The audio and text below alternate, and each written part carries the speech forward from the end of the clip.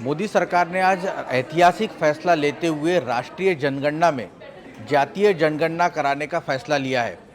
Cabinet committee की जो राजनीतिक कमेटी होती है उसने मुख्य तौर पर मोदी सरकार को ये एडवाइस किया, जिसके बाद कैबिनेट में ये फैसला लिया गया है। अगर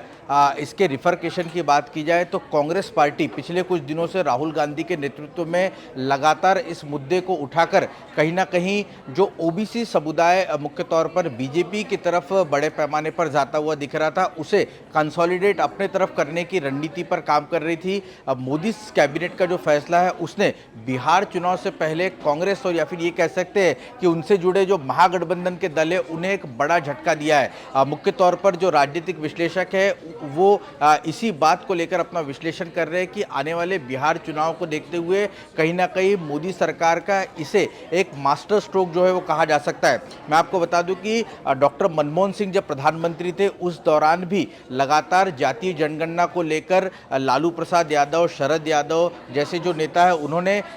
सरकार पर दबाव बनाया था। यूपीए सरकार में ज़बरदस्त इसको लेकर दबाव बनाया था, जिसके बाद साल 2011 में जनगणना कराई गई थी, लेकिन वो अब तक सार्वजनिक जो है वो नहीं हो पाई थी। और इसी को लेकर लगातार फिर चाहे महाराष्ट्र में मराठा आरक्षण का मुद्दा हो या फिर गुजरात में पटेलों का आंदोलन हो या फिर जाट समुदाय का आंदोलन, तो कई ऐसे समाज है जो कि आरक्षण की मांग को लेकर लगातार प्रदर्शन करते रहे। ऐसे में अब जब जातीय जनगणना को लेकर सरकार ने हरी झंडी दे दी है और ये साफ कर दिया है कि मोदी सरकार जातीय जनगणना कराएगी, तो निश्चित तौर पर ये साफ हो पाएगा कि कौन सी कितनी जातियां हैं और उनका कितनी भागीदारी होनी चाहिए। तो निश्चित तौर पर अगर राजनीतिक तौर पर देखें तो ये मोदी सरकार का फैसला, इसे मास्टर स्ट्रोक कहा जा सकता है। अब इसको लेकर कांग्रेस और दूसरी जो गठबंधन की उनकी पार्टियां हैं, उनके साथ जो इंडिया गठबंधन की पार्टियां हैं वो इसको लेकर आगे की अपनी रणनीति कैसे बनाती है देखना महत्वपूर्ण होगा। लेकिन निश्चित तौर पर ये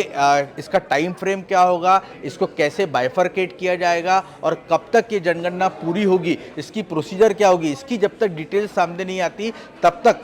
इसे जो विपक्ष है वो कहीं ना कहीं हेडलाइन बदलने वाला फैसला ज़्यादा बता रहा है। और इस तरह की बात जो है वो कहीं ना कहीं कांग्रेस पार्टी करती हुई दिख रही है।